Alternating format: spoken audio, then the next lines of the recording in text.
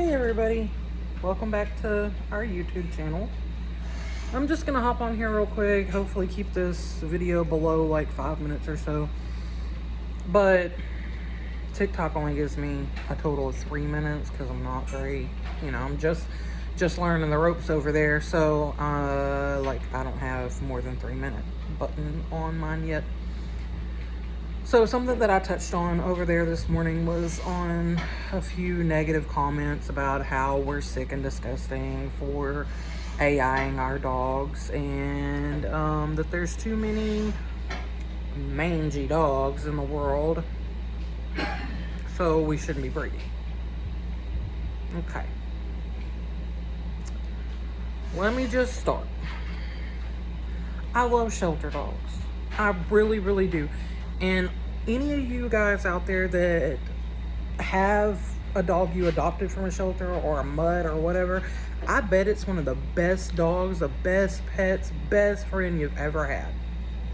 I feel the same way. I have owned purebred dogs. I've owned purebred chihuahuas bought from breeders. I've owned purebred St. Bernards. I've helped breed purebred St. Bernards. I've owned purebred American Bullies. I now breed American Bullies. My husband owns a purebred Patterdale who did not come with papers or anything. Rescued her in a Walmart parking lot.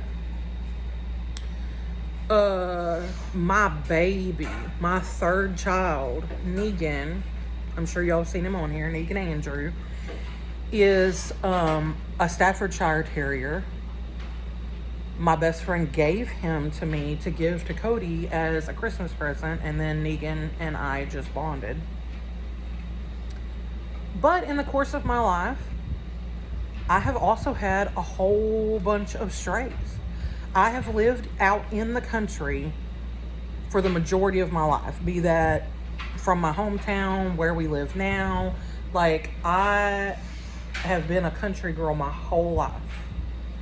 So where I grew up, we were like way out in the country. And people would drop their unwanted strays all the time. We had a stray that she looked like a black lab. I don't know if she was or not. Her name was Puddin'. How country can you be? But her name was Puddin'. And she was one of the best dogs we ever had. My mom's ex-husband had a German Shepherd once. He was purebred. My granddaddy had like umpteen thousand blue heelers, and none of them ever came from breeders. It was just, Farmer Joe down the road had a male and a female, and they, woohoo. So I've had both, and I've loved all of them. I am not against sheltered dogs.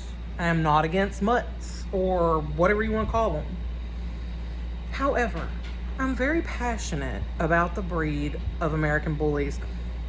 Y'all, my ADD is kicking in because there's like a glare and a reflection on these glasses, and I can't concentrate on what I'm saying, so let's do this. Okay. I'm very passionate about American Bullies, and so is my husband, so we've decided to be breeders. We want to preserve that breed. Because if we spay and neuter every dog in the world, if we all jump on the spay neuter bandwagon and we only adopt out of shelters and we never allow any dogs to reproduce ever again, Great Danes won't exist, German Shepherds, Rottweilers, Chihuahuas, none of those will exist. We might end up with a whole bunch of stray, mixed mutts running around for a little while.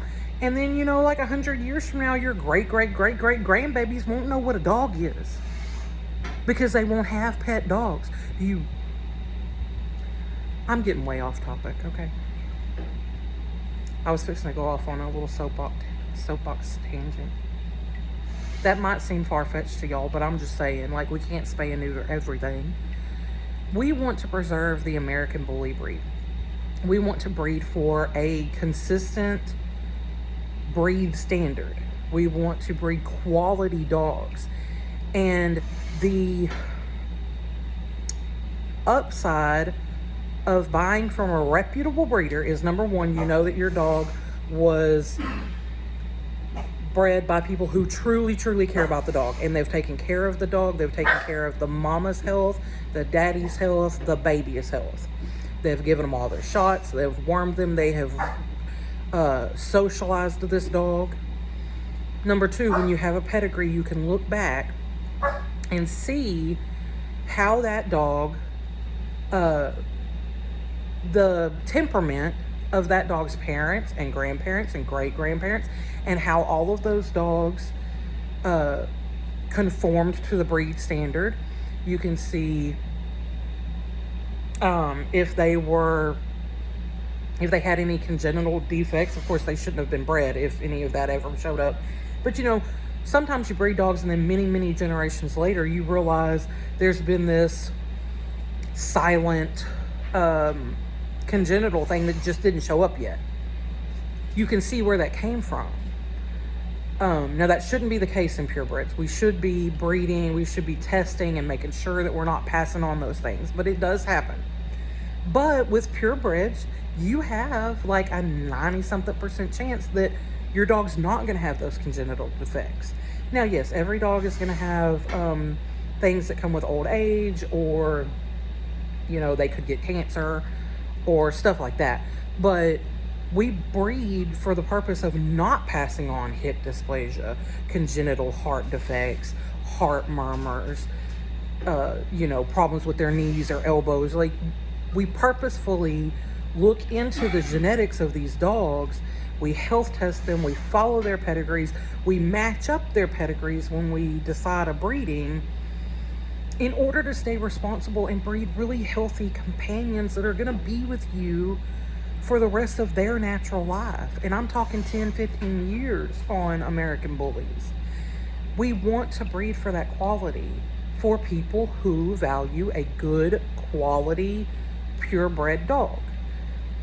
That is not to bash any of y'all that went down to the local shelter and adopted, you know, Daisy May, or, sorry, Mom, I don't know why I called your dog's name there, but adopted, you know, Spot, who's like a Beagle Terrier Chihuahua healer mix, Heinz 57 dog.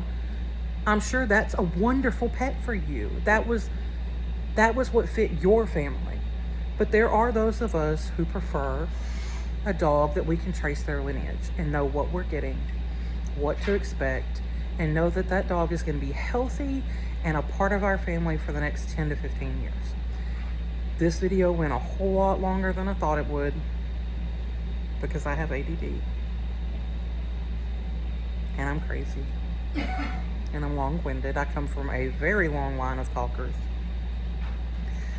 But I just want those of you who think that we're so horrible to know that we're the responsible breeders. We go through steps to ensure that our dogs go to healthy, happy families that are going to take care of them and keep them and not send them to a shelter.